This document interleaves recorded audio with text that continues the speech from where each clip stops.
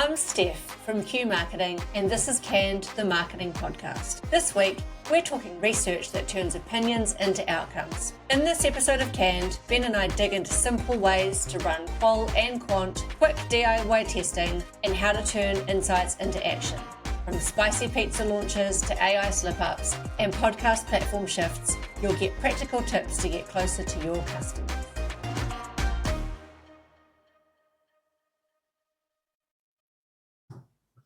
Happy Saturday, Steph. We made it to the weekend. Oh my God, what a week. How are you doing? Happy Saturday, Ben. It's good to be here. Obviously, we were both clearly really busy yesterday, so here we are using up our weekend to do a podcast. Well, I can not think of a better way to spend my Saturday morning than with you, Steph. So it's a good start to the day. Other than flying to Melbourne, right? That's the other great thing you can do this weekend. This is true. Yeah, we love a short haul flight. Okay, so how's your week been? Okay, right. So I've just come back from Niue.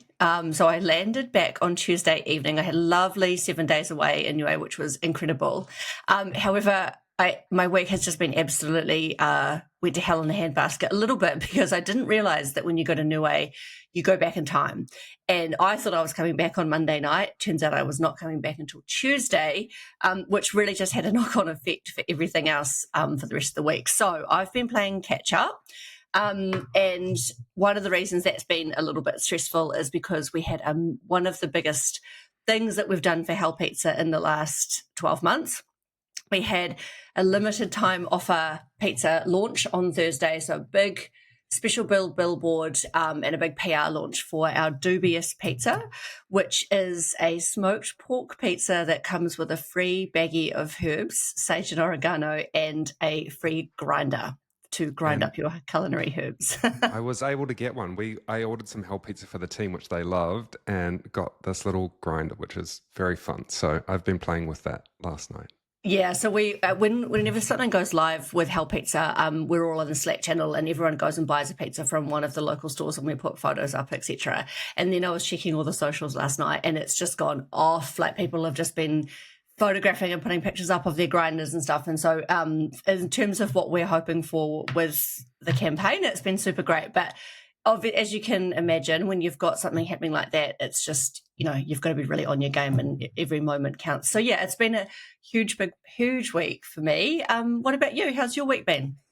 It's been really good. A couple of events this week. So we had the Marketing Association monthly meetup where we were talking about, surprise, surprise, AI for customer experience. Had a really cool panel.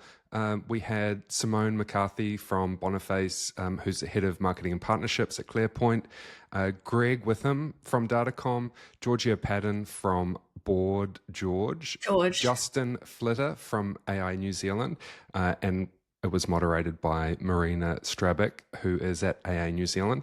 Really cool collection of people. I think, Steph, you had a bit of input into this session. Yeah, that was one of the sessions I was supposed to be ready to help set up for. So unfortunately, but I'm so pleased that it went really well. What was your key outtake from that? So we were just talking about how AI is evolving and how people are testing it. Georgia gave a really good explanation of what she's doing at Board George, which is an independent sunglasses brand. And she was saying how AI helps her run her back-end ads and SEO, content creation, website writing. But the key thing was she still needs to put authenticity into her brand. And there's some things that she won't let AI do. So it was just talking about the evolution. We also had a bit more of an enterprise perspective with AA and Datacom, but some really good discussion. We'll put the write-up in the show notes. Yeah, I'm so pleased. And just a shout out to Georgia, because I know sometimes we think about AI and we think about big corporates and things. And I just want to say I've bumped into a couple of people in the last 2 weeks in small businesses. And what I'm seeing is AI is actually step changing how it's giving them a real unfair advantage. And so I just want to shout out to Georgia because I think she's doing a great job with her business as well. And she presented very well. It was very insightful. And I think that was a great example of a good variety of people on a panel and had really good discussion, both from the panel and the audience. And there was Awesome. another event. Guess what about, Steph? Uh, AI. Everyone's Jeez. talking about AI. So this was the Marketing Club, Social Club. So this was held at Thompson and Spencer HQ, which was a really cool space. We had Matt and Tim from Founders of Reason, which is now part of the Thompson Spencer group. Alex Hayes was over from Claire Hayes Consulting in Sydney, and had a really good chat about some real examples that they are using AI for. We talk about the future of search, or how search has changed. It's no longer just Google. People are searching on TikTok, Instagram, Reddit, and now AI as well. About how AI-powered search is more personal and more customized. So rather than just being, a few words, it's a much longer, a longer phrase, a longer match. Talking about how content needs to evolve. So talking about how we need to evolve content that we put everywhere on our websites, in our social media. They talk about shifting measurement, and they gave some real business cases. So they gave an example from Briscoe's. So again, we'll put a summary in the show notes. But yeah, some really good learnings. So 2 exceptional events. I mean, I go to a lot of events, and I have to say both of these events were really high quality. So definitely head along to the Marketing Association and the Marketing Club for some really good conversation. Yeah, I think we're getting quite lucky in New Zealand now, right? We've got some really solid, great communities for marketers happening and really active in that space. So yeah, fantastic. Okay. What's happening in the news, Steph? Okay, so as always, I'm here for the big cultural moments, and one of the biggest cultural moments in the last 7 days, Ben, is that Taylor Swift and Travis Kelsey have celebrated their engagement. And No what a way. moment. I know. I didn't know. So I've got I actually found out about this quite late in the piece, and I've got a friend who is an absolute Swiftie, and I messaged her. I said, how have you not messaged me about this engagement? And she said, I'm still picking myself up off the floor. So this is great. Every week we seem to have something exciting to talk about in cultural moments, and this is a big one. So I like Taylor Swift's music. I wouldn't call myself a Swiftie, but was this a surprise for the fans? Well, I mean, the chat is apparently she's been leaving some Easter eggs around, kind of hinting at that this might be the case. I think when she went on his podcast the other week, which I think actually I was listening to a podcast about that when I was away in UA and kind of dissecting it. And I think lots of people at that stage were like, we feel like that an engagement is imminent. So look, I am probably not as up to speed with it as maybe some of our other younger audience might be. But I believe that, if you really were following what they were up to, there was some hints here for sure. Wow. Awesome. In other What news, else? we've got some brands getting in trouble for using AI. So just recently, J.Crew rolled out a series of old school kind of catalog style ads on Instagram. It's very nostalgic, but very quickly people found some issues with the ads, and it was clear that they had used AI. There was a backwards foot. And some inconsistencies in some of the clothing patterns. So yeah, they're coming a bit under scrutiny. Honestly, the backwards foot and the 6-fingered hand is just, how do people not figure this out? It just blows my mind. And I think this goes to the thinking about how to use AI. Always start with a human, always end with a human. Treat AI like your assistant. You're never going to put their work straight in front. I mean, I can see potentially if someone was rushing through this approval that they would let it happen. It's happened in other circumstances, spelling mistakes go through copy, etc. But big no. Oh, it's just stupid from a brand that's that big too, right? Like I just think I personally think there's no excuse for that, but yeah.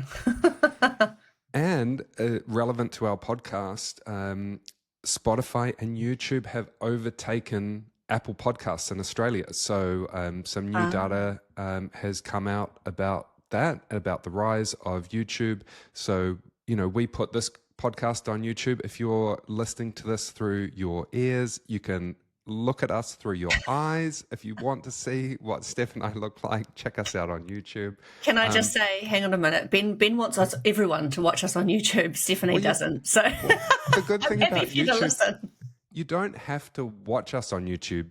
It's also great for streaming as well. And YouTube obviously has the YouTube Music app. But yeah, we're on all your favorite podcast platforms. So you can choose. And so the news that you're talking about there is what you're saying is that Spotify and YouTube views have in terms of popularity. So as a platform, preferred choice, is that right? That's right. Yep. Yeah. So Apple used to be the platform of choice for podcasts. They have their own app on your iPhone. It's not part of Apple Music, which I think is weird. But hey, they've got their own podcast app. But YouTube and Spotify have overtaken Apple. So Spotify is the leader. YouTube has now also overtaken Apple Podcasts for podcasting. Once again, showing that I am not up with the play and I am not on the most preferred platform when I listen to my podcast. There you go. Yes, well, we serve all generations here, Steph, so it doesn't matter how old or young you are, we are on your platform. Okay. Let's get into the meaty part of the episode. What are we talking about this week? Oh, no. We're going to do the Labubu. Yes. Right. Speaking of cross-generational moments. Yeah. So apologies to anyone who's listening, which is most of you. And I did get some feedback last time when you opened your Labubu. It wasn't particularly engaging for those that weren't watching it, but here we are. Yes. So we can describe what's happening. I will describe what's happening. So Steph, if you hold up the box, we want to see the options. So there's a little panel on the side of the box that tells you the options that you're going to get. So if you can tell us what the options are in your blind box. Jesus. Okay. Well, see, now I can't read it because I need my glasses. Okay. So Ben has very kindly gone to PopMart and has bought a Coca-Cola themed Labubu, which seemingly comes with options like Little Snowman, Special Sofa, Snowy Mountain, Vacation Fit, Time to Cool Down, blah, blah. So basically lots of Labubus doing cool stuff with Coca-Cola, which is great, which I assume is speaking very nicely to my FMCG background. Now, I'm going to say which one would I most like to get. I'd like to get the one with the surfboard. Okay, so we're going to put it out there and say, Steph would like the one with the surfboard, please. Brilliant. And this is how you get addicted, Steph, because if you don't get the surfboard, you're going to be buying these things until you get one. Okay, another thing to note. So Ben does not have children, I do. And I just deliberately left my Labubu on the bench just to really kind of tease the kids. Both of them have asked to keep this after the patch. Wow. Okay, wow. So you can see we've got the plastic bag. You can hear that. I love that. We've got SMR happening here. We are the monsters. Right, here we go. That's a cute little bag. Is it different to the one? Okay. Right, We're opening up a plastic bag, everybody. Promise this won't take long. No way! Did you get it, Steph? No. Yes. This is, oh, wow. Okay. Oh, no, this just goes to prove your point. Yeah, it's addictive, right? Which one is that? It's the surfboard. Oh my God, Steph! Wow. Okay, this is it. Okay, for the record, not my children are definitely not listening to this podcast because they would die. But neither of them are getting my Labubu. Okay, no, fantastic. We're gonna have to get them more Labubus. Yep. So you can see why this is so addictive. Job done. And thank you. And this week we're talking about research, and one of the first things I want to talk about is Jean Teng wrote an article with Tracksuit which is titled "Labubus Don't Make People Feel Happy, So Why Are They So Popular?" And she's got 3 trends for us. So you don't need to be universally loved to be successful. And a lot of people look at the Labubu and think they're super creepy. I think they're like kind of cute and creepy. It's kind of like that. It draws you in. Like it's not traditionally, it's not a doll. It's something a bit freaky and crazy. The impact of celebrity, and obviously Lisa from Blackpink was the celebrity that put Labubu on the map and started it. Since then, a lot of celebrities and brands have been jumping on the bandwagon. And her take is Labubu is unlikely to have longevity. It's a bit of a flash in the pan, but that longevity could be 2 years. I mean, I think people will, this has at least 2 years in it. And then, as you said on the previous episode, PopMart does have other characters in it. So, the PopMart as a brand is not just, yes, Labubu is lifting them up, but there are other collectibles in that range. And I tell you what, the retail landscape is tough at the moment. Really, I mean, I've heard some stats like 20% down. One would have to assume that PopMart is doing incredibly well. Like you'd have to assume that year-on-year sales at PopMart are going well. Right. Let's move into research, shall we? Seeing as that's what we. Let's talk about research. Okay. We both of us love research, and research is a great way to find out what people want and what people think. And Steph, tell us about what you think about research. Yeah, so I think this is another part of marketing that I'm really passionate about. And where do I even start? So my view on research is that I think, generally speaking, if you're thinking about your marketing plan and building out what you're going to do for the year, Mark Ritson would back this up and Ehrenberg Bass would back this up. You should spend more time, if anything, in the research phase than in the actual, going to market side of things. And the reason for that is that you want to make sure that you are making data-driven decisions where possible, that you're using insights to guide your decision-making. Now, there's so often, I think, you will hear in a boardroom, or you'll hear, if you're reporting into a CEO or a CMO, they go, oh, but I think, when I consume this product, or when I've driven past that billboard, that's not how I would use it.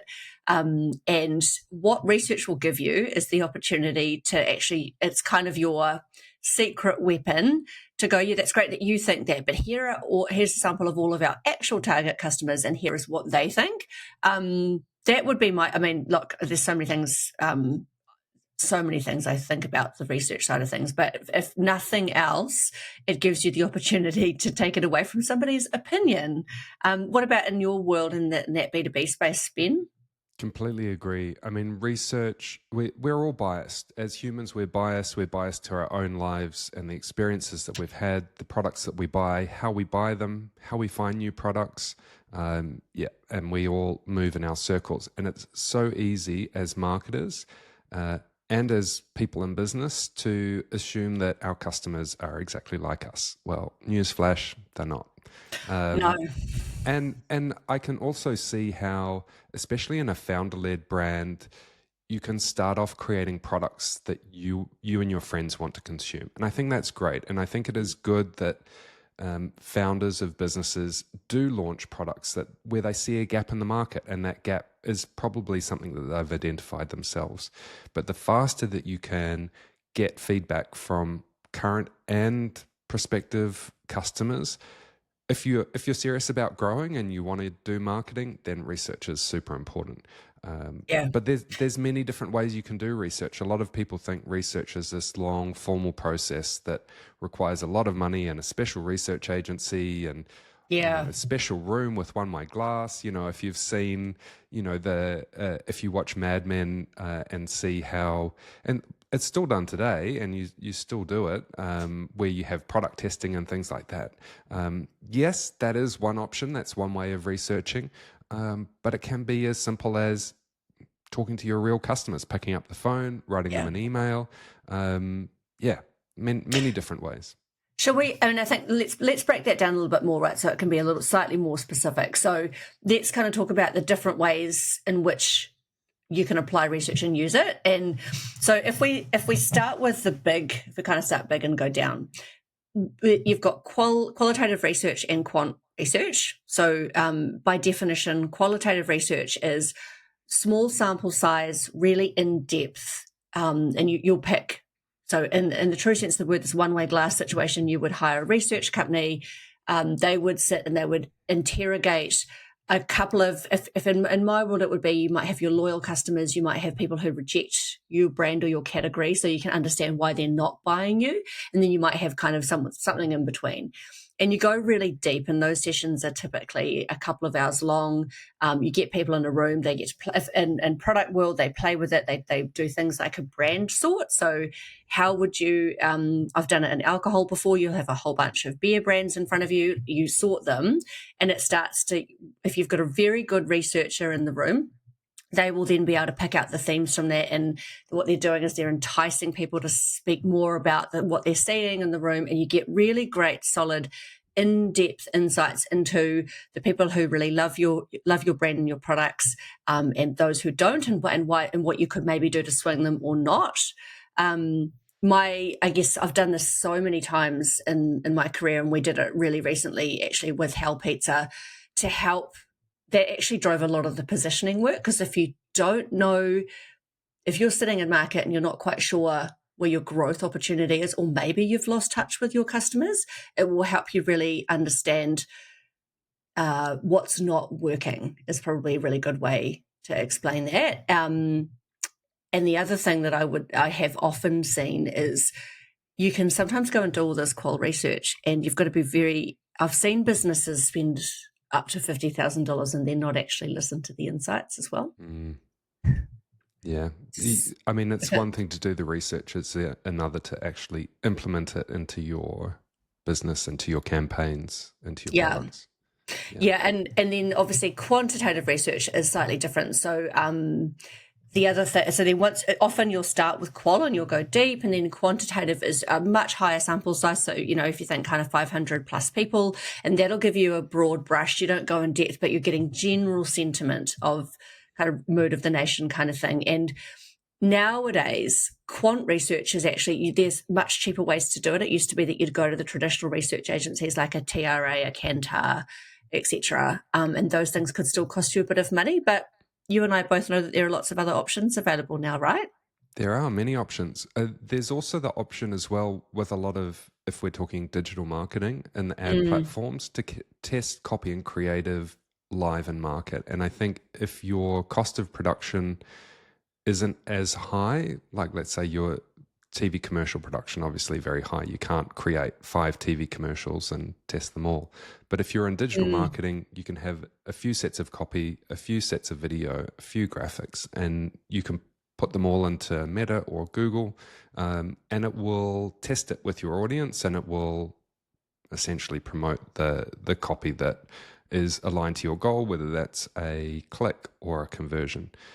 So you can do that testing live in platform as well. So that's another option today. Obviously, it doesn't make sense for all brands, and especially if you're running a large budget campaign and you're putting a lot of media spend behind it, or a lot of budget behind the creation of that content, you probably want to test it first rather than risk it in market. Now, this is interesting because so often the larger the business, the larger the agency. One of the things that I've seen happen is creative agencies sometimes can be super protective of their work. And the minute, if you're working in the brand space and you go, we're going to test this, they often absolutely, oh no, we don't need to test this. Look, we just know it's going to work. And I've come across 2 schools of thought in this. Some people say, look, if you have to test something, you probably don't believe enough in the idea and you should know. But then I probably lean more into that. I think it's worth testing, and I think that it's borne out to be true. There have definitely been things that have been tested in my world that I'm like, we definitely shouldn't go ahead with that, or we should tweak it. So, and System 1, so if anyone's a fan of Mark Ritson listening to the podcast, and you'll know that he often does work with Andrew, there's John Evans and Andrew Tyndall from System 1. And System 1 did some, I don't know if you went to Andrew's speech at Cannes, but he did basically System 1 is where they eye track and they measure emotion and sentiment for an ad. And so they can very clearly determine how successful an ad's going to be based on your emotional response to it. And so you get certain scores. And so I think that would be an expensive way to test your creative idea, but I think it's fairly accurate in terms of how your audience is going to respond, and that will then drive, if you're highly emotional and you enjoy the ad, then you're producing a lovely sentiment, which means you're probably more inclined to then go and purchase from that company. That's brilliant. And there's so much tech out there looking at eye tracking, at facial expression, all the way to platforms where you can kind of crowdsource your target market to provide that feedback, whether that's completing a survey or telling you how they feel about an ad or a campaign or a product. Yeah, 100%. And then, look, I don't feel like we could probably have this conversation about research without mentioning. So there's two, because the other thing, it's become much more affordable now with the advent of SaaS businesses, so software as a service. And since I've started Q Marketing, almost every client that I've worked with has pretty much used either Ideally or Sticky Beak. And that's, so, I mean, have you used any of the Ideally products at all, We Ben? haven't used Ideally specifically yet. I have used a platform in Australia called Askable, which is Ah. a similar platform that allows you to, I guess, more hands-on control the research experience. But yeah, there are a lot of different platforms available. Yeah, and I think so the difference with Ideally is you can get responses, so the idea behind it is you can test an idea, you can test creative executions, you can test a new product. So in the consumer world, so I'll give a real life example of this. I was doing some work on a sardine brand last year. Delicious. Yeah. No, seriously, And I do love sardines. oh, I've never, I couldn't, I just couldn't try a sardine. I've never tried one. So we're planning to launch a sardine brand. We had the creative, we tested the packaging options. And so that was really helpful. It was about $500 per test, which is really affordable. You get the results within 24 hours. So that helped us design the packaging. But then what was really great is we did a little bit of a test to say, how much would you be prepared to pay for this product? And then what ended up happening is there was a price cliff. So let's say the price cliff was $5. Due to the cost of goods for that product, I think we were looking at an RRP of about $8 or $9. That whole project, pardon the pun, got canned because what we realized is it didn't really matter how wonderful and delightful the packaging was or how premium that product looked. It was too early to market. The size of price was too small, and so that whole project got basically axed and put on hold. So those are really good reasons to use research. Completely. And I use a formula called DVF, which is desirable, viable, feasible.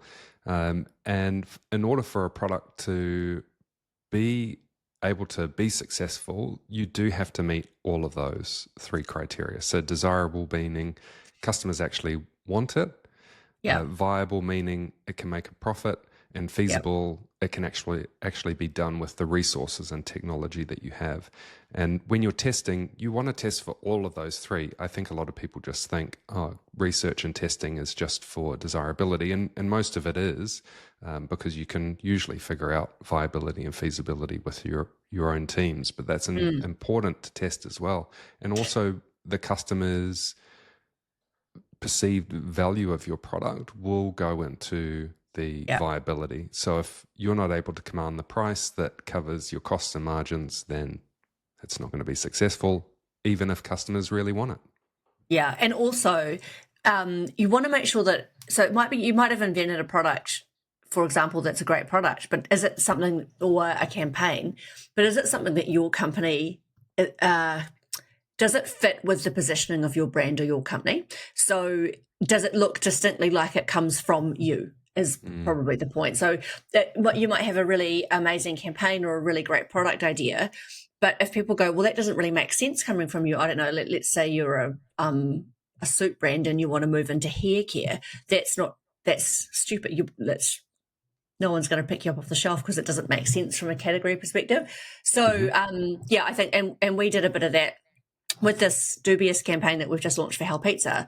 We had 2 ways in creatively, and it scored incredibly well on, this is definitely something that Hell Pizza could do. It's very distinctly Hell.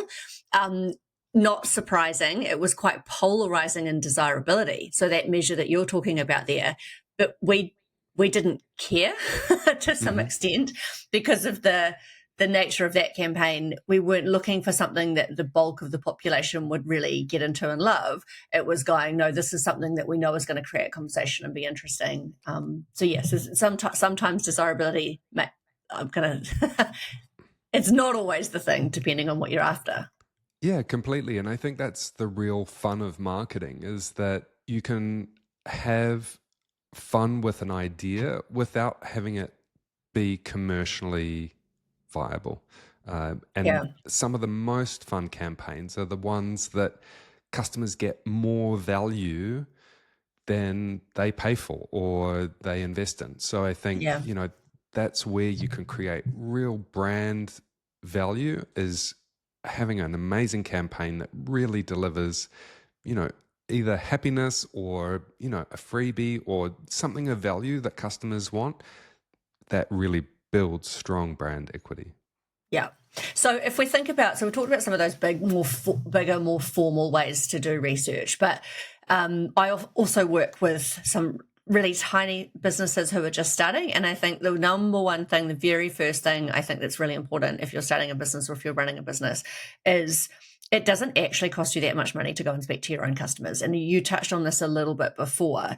And when I was speaking to Georgia about coming onto the MA panel on Tuesday night, one of the things she said is one of the reasons I think she doesn't use AI in every part of her business is because they're an e-com business. It is so important to be dialed into what your that direct feedback loop from customers. Did that sort of come through? And can you speak? Is there anything else that sort of came through on that chat? Yeah, I mean, she really puts a lot into her customer experience. These sunglasses are fashionable, so they have a really wide range, but you can also customize them as well. And customer service is important. So she's built her brand on being authentic, and there's a lot of things that she works into her brand, which is making sure that people are front and center. Her founder story is very center, and if someone contacts them, they're going to get a human on the other end. They're not going to get an AI. So it is Yeah, that very personal, bespoke experience. And because of that, she also has a lot of data. Because the team are talking to their customers. Plus, they also have all of the data that sits in their e-commerce platform. yeah, So within their site, they've got what their customers prefer, some demographics, their order history, their browsing. So with all of that data, it's really powerful, and you can use that to inform, but you can also use mm, those emails to send out surveys and at the end of an experience having some kind of NPS or scoring that what did you like about your product, what could we improve, like all of yeah, those things are part of that continuous research process. And if you're running a good organization, you will be asking customers throughout their experience how the business and the products and services are serving them, yeah, and ask them for ideas as well. I mean, you can put on, some kind of yeah. fun customer celebration where you celebrate your customers, you give them something, and then also ask, where you think you should take the product, services, and brand. Yeah, and it's I had an interview yesterday with Nick from Moody, and if anyone's been anywhere in the retail space, you will know the success of that brand in terms of pro-products, beverages, and really critical to what they do is some of their flavor profiles and some of their new innovation has directly come from customer feedback. So Mm. that is being in the comment section, that is reading your reviews, that is like you say, sending out surveys and stuff. And so I think the closer you are to the customer, you're kind of doing research ongoing. I think so you have less need, I think, for the more formalized, removed agency type research necessarily, because in the ecom world, it's right there for you. Like Mhm. you're so close to the customer, and I think that's really valuable. Mm. And I think Yeah, as a marketer, don't be afraid to reach out to other people in your organization to ask for that data. So if you're a marketer, reach out to product, ask them for yeah, customer data. Reach out to finance for pricing and profitability numbers. Reach out to customer service for satisfaction and ideas. And there's so much data sitting in the business. Sometimes it's quite yeah, hard to get, depending on the organization that you're in, but it's worth it. And it also, by reaching out to the other people in your team, you can learn more about the customer, you can learn about the business, and you can create great relationships with other parts of the business. Yeah, I think when I was at Lion working in the marketing team, it was a requirement for us to go and sit in the customer service team sporadically, because actually you sit on the end of the line and all of a sudden all those problems that people have to deal with and those common complaints, you start to really understand what's going on, because sometimes you can sit in your little marketing tower and be quite removed from that stuff. So if you are in a big organization, go and sit in the call center and listen to what's happening, because I tell you what, it'll be eye-opening. Definitely go into store, meet customers face to face as well. Like the more you can listen to and see customers, the more you're going to do better marketing. Yeah, and one of our examples, like obviously because my world is in consumer products, one of my favorite things to do is to go out. Like if I'm in a food event, I will take. So recently I was at a food event with a food snob, and I just got my plate of cheese and I walked around the event and just meeting people and chatting to them. And so I always find that's, just getting out there, if you're like, or doing sampling in a supermarket, for example, and just chatting to customers and what else do you normally buy and things like that. I mean, I'm an extrovert, so that's probably quite easy, but gosh, you learn a lot. It's just, there's, like you say, there's nothing like actually speaking to real people and getting a sense. Awesome. So we've sort of covered off big research agencies. There's also, what about the DIY options? So things like SurveyMonkey, Google Surveys, adding forms. What other options are there out there if people want to actually go out and send a survey to their customers or do some research? So many, you've got all of your channels that you can use. So, whatever channel you have, it's a great opportunity to show that as a brand that you listen. So it's a great branding opportunity. But yeah, you can put it out on your social, you can run a little competition, you can give a giveaway, you can include it in emails that are already going to your customers, you can send out a special email to your customers. There's so many different ways. Wherever your customers are, be there and give them the opportunity to give feedback. I think maybe the opportunity that isn't there is feedback from potential customers or customers that maybe are not buying today. And I think that's where it is a little harder, because this is a person that you haven't reached. And that's where some of the techniques that you were talking about before, Steph, can really help. Do so there's a couple of things here. One is there's lots of free information around as well. So depending on what, part of the market you're in, there's things like Stats NZ, MB, council information. If you want like population data or just general, kind of trends that are happening in the market. Oh, that's the other thing, actually. Google Trends is another, like, so if you're thinking about desktop research, go into Google Trends. What's the most popular flavor of blah, blah, blah? I was in a meeting yesterday with a company who was saying, if we want to know what the most popular fragrance is for something, we go to Amazon and we look at Google Trends and we go, what are the top selling fragrances in this particular category in the USA? Oh, great. That feels like a really good opportunity for us to do some innovation in that space. So again, it doesn't have to be really expensive. Agreed. And for Australian friends, the same thing happens. There's the Australian Statistics Bureau and other free resources as well that you can use. And surprise, go into your local library, because your local library will often have a computer, and on that computer will be sometimes fairly expensive subscriptions to some of these databases. So don't forget your local library.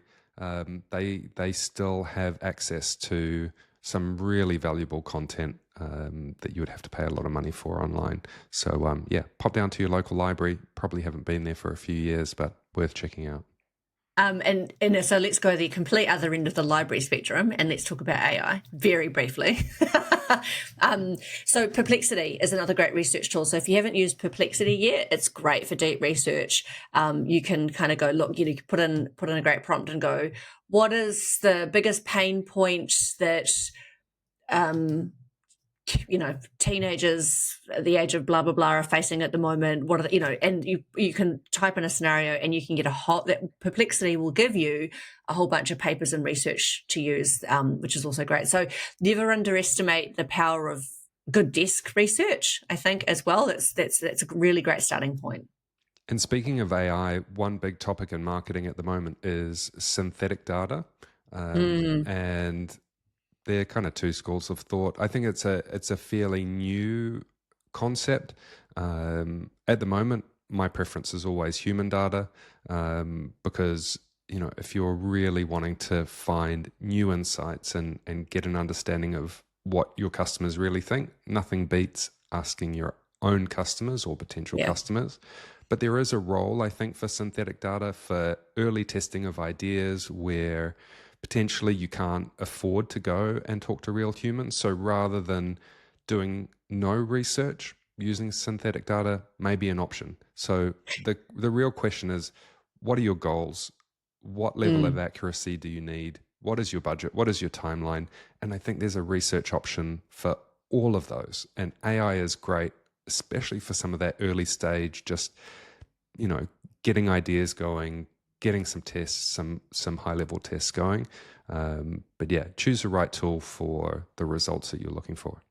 And we'd be remiss if we didn't say the minute we mention AI is, of course, always check the source data, right? So fine, use it. I 100% think we should be using it, but don't go and base a whole marketing plan, for example, based on something you haven't fact checked for sure.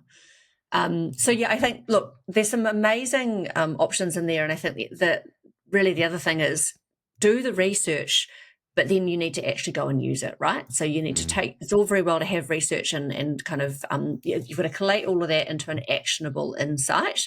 Any tips or tricks on how to do that, Ben?